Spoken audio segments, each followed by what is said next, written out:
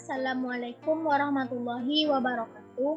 Kami dari kelompok 9 akan mempresentasikan makalah kami dengan judul Dinasti Umayyah, Bagian Kemajuan dan Kemunduran. Kami yang beranggotakan Elza Tiara dengan NIM 2121110, saya Serli Herdela 2121089 dan Wahyuni 2121102.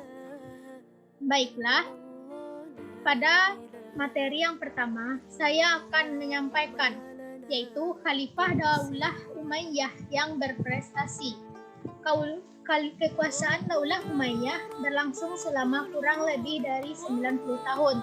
Selama kurun waktu itu, Daulah Umayyah dipimpin oleh 14 orang khalifah. Tidak semua khalifah cakap dan sukses menjadi seorang pemimpin. Di antara khalifah yang dianggap sukses dan membawa kepada kemajuan Daulah Umayyah di Damaskus ialah yang pertama, Khalifah Muawiyah bin Abu Sufyan, yang kedua, Khalifah Abdul Malik bin Marwan, yang ketiga, Khalifah Al-Walid bin Abdul Malik, dan selanjutnya Khalifah Umar bin Abdul Aziz. Yang pertama, Muawiyah bin Abu Sufyan. Muawiyah bin Abu Sufyan lahir pada 15 tahun sebelum Hijriah dan masuk Islam pada peristiwa Fatu Makkah bersama keluarga dan penduduk Mekah lainnya. Nama aslinya yaitu Muawiyah bin Abu Sufyan bin Harb bin Umayyah. Setelah masuk Islam, ia menjadi sahabat Rasulullah SAW dan menjadi salah satu juru tulis wahyu Al-Quran.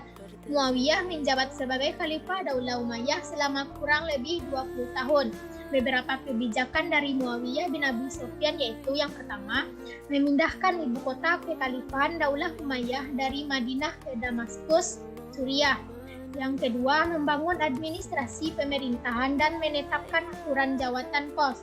Yang selanjutnya, mengatur urusan tentara dengan mengacu kepada aturan tentara Bizantium. Selanjutnya, menciptakan sistem pemilihan khalifah dengan cara monarki hereditas.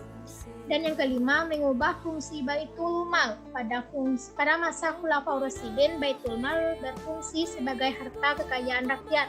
Kemudian dirubah pada masa Umayyah menjadi harta kekayaan keluarga saja. Selanjutnya membentuk Diwanul Hijabah, Diwanul Barid, dan Diwanul Faraj. Yang kedua, tokohnya yaitu Marwan bin Hakam. Khalifah keempat Daulah Umayyah ini. Assalamualaikum warahmatullahi wabarakatuh. Perkenalkan, nama saya Elza Tiara dengan NIM 2121110.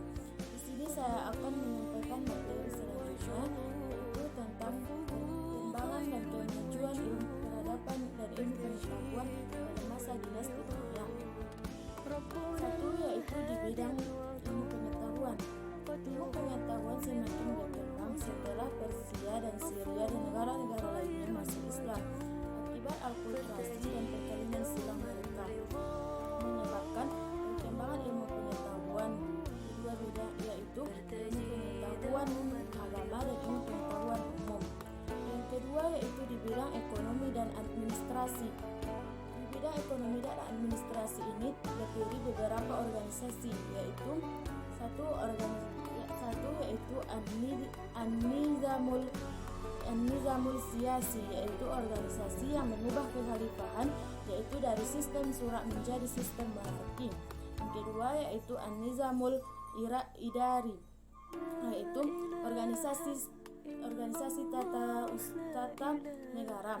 Yang ketiga yaitu An-Nizamul Mal, yaitu organisasi keuangan. Keempat yaitu An-Nizamul Harbi, yaitu organisasi pertahanan. Kelima yaitu An-Nizamul Qadai, yaitu organisasi kehakiman. Yang ketiga yaitu di bidang pembangunan. Di bidang pembangunan ini terdapat di beberapa kota sebagai berikut, yaitu satu, kota Damaskus, kota Karyawan.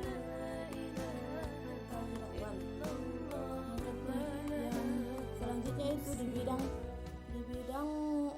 pendidikan. Di bidang pendidikan ini dikelompokkan menjadi beberapa kelompok, yaitu satu di bidang kedokteran, sejarah, bahasa dan sastra, kimia, dan ilmu-ilmu nakli.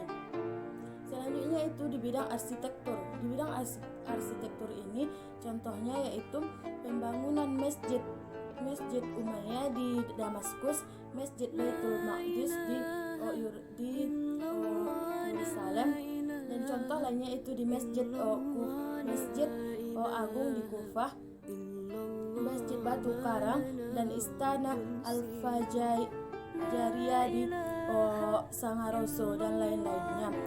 Kemudian yaitu di bidang militer. Di bidang militer ini Masjid Baitul Maqdis di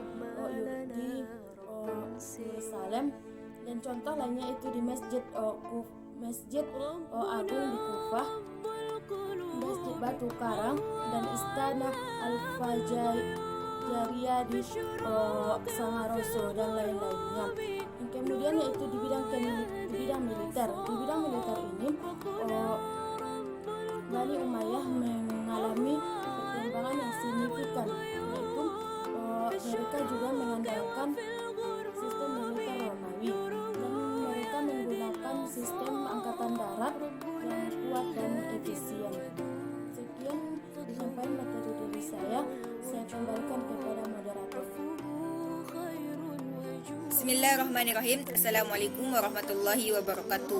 Saya Wahyuni dengan NIM 212110 akan melanjutkan materi selanjutnya, yakni mengenai kehancuran dinasti Umayyah, yang mana sepeninggal Umar bin Abdul Aziz, maka kekhalifahan atau kepemimpinan dinasti Umayyah selanjutnya dilanjutkan oleh Yazid bin Abdul Malik, yang mana dalam pemerintahannya pada awalnya masyarakatnya merasa nyaman, damai dan tentram. Akan tetapi setelah berjalannya pemerintahan dari Yazid bin Abdul Malik, maka masyarakatnya menjadi kacau. Hal ini karena Yazid bin Abdul Malik lebih mementingkan kemewahannya dibanding dengan kepentingan rakyatnya. Hal ini tetap berlanjut sehingga kekhalifahan digantikan oleh Marwan bin Muhammad. Akan tetapi sepeninggalan Marwan bin Muhammad di Mesir, maka ini adalah pertanda bahwasanya dinasti Umayyah telah hancur. Ada beberapa faktor yang melatar belakangi dinasti Umayyah hancur. Yang pertama yaitu ketidakpuasan masyarakat Islam non-Arab, yang mana dalam hak-hak mereka tidak diberikan. Yang kedua, adanya sistem pemilihan secara garis keturunan, yakni yang disebut dengan istilah monarki hereditis.